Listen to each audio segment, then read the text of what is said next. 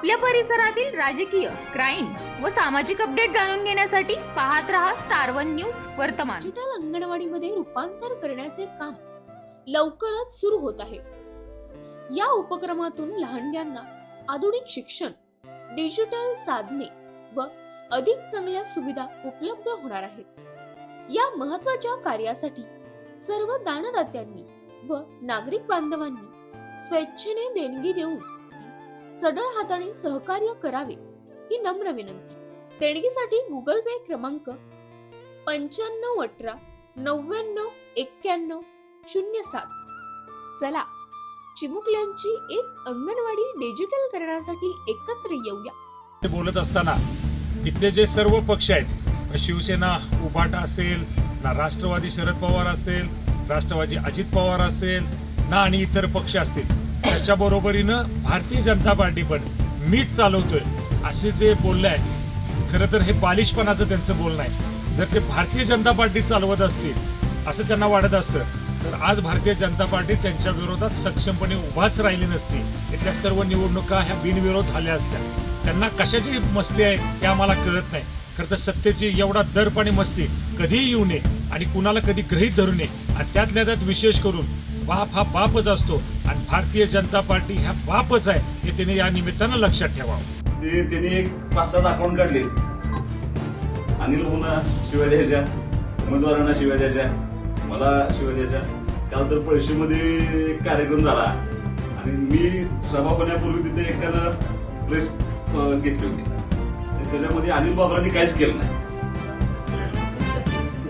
सुहास बाबरांनी काहीच केलेलं नाही, या मतदारसंघात बाकी कोणी काही केलेलं नाही। ते आम्ही माहिती झाली, सगळे मागितले, असं झालंय, तसं झालंय, हे झालंय, ते झालंय। म्हणलं अगदी खराब म्हणलं, आता काय आम्ही काहीच केलं नाही, न काय करताच आमचं चाललंय म्हणलं सगळं। आणि परत त्यांचं काय नाही, एका बाजूला असं म्हणायचं की त्यांनी काही काम केलेलं नाही, दुसऱ्या बाजूला म्हणायचं जे केलंय ते आमचा मुख्यमंत्रीवर बसलाय आणि त्या मुख्यमंत्र्यांची सही झाल्याशिवाय आम्हाला काही करता येत नाही। म्हणलं अगदी खरं आहे म्हणलं। आता तुमचे मुख्यमंत्री, त्यांच्या बरोबर आम्ही 242 जण सहकारी आहोत ना, आम्ही सगळे 242 आहेत म्हणून आपले आदरणीय मुख्यमंत्री साहेब। आणि शेवटी असं आहे की त्यांना माहिती आहे ना कुणाचं काम करायचं, कोणाला नाही करायचं। जरी सैला त्यांच्यापर्यंत गेलं असतं तरी त्याच्या मंजुरीचा पाठपुरावा करणं, मंजूर करणं, धडपडणं हे सगळं करत असताना त्या लोकप्रतिनिधीची जबाबदारी असते म्हणून ते काम करत असतो।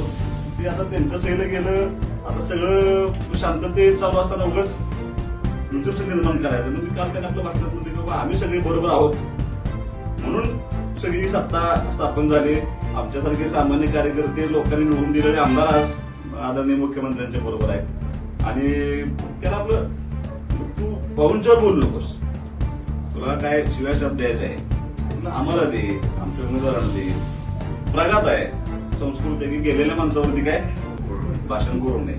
त्याला बाबा हे तुझा जरी मुख्यमंत्री असता तरी ते मुख्यमंत्री आज आम्ही सगळे बरोबर आहोत म्हणून आम्ही एकत्रितपणे काम करतोय, शांततेत काम करतोय। आता त्याचं क्लिप तोडल्या आणि सुहास बाबरांचं मुख्यमंत्र्याला चॅलेंज एकेरी उल्लेख। आता ते एकेरी उल्लेख मी केलाय पण त्याचा केलाय, त्यानं पत्रकार परिषद घेतली, त्यानं माझ्यावर टीका केली, त्यानं अनिल भाऊंच्यावर टीका केली, जो खालच्या थरावरती भाषण करतो त्याच्यावर एकेरी उल्लेख मात्र मी तुझा म्हटले। मी एकेरी उल्लेख म्हणजे आपण काय त्याला शिवाय शब्द दिलाय तुझा, पण मुख्यमंत्र्यांचा कुठला अनादर व्हावा हे आता ती सांगायला काय नसल्यामुळं, गेल्या या 10-15 वर्षात काही काम कुठल्या गावात केलं नसल्यामुळं असं काहीतरी तुम्हाला ते सांगून आता अपप्रचार करण्याची शक्यता दाट आहे, पण तुम्हाला थोडं सावध राहावं लागेल। आता ही तुम्हाला सांगायचं कारण असं आहे की उद्या परत तुमच्या गावात दिसून होणार आहे। तर समजा बापून होते विधानसभेला आपल्याबरोबर, कोणाला तुम्ही सांगायचं बाप। अशा बातम्या पाहण्यासाठी आमच्या चॅनेलला लाईक, शेअर, सबस्क्राईब करा।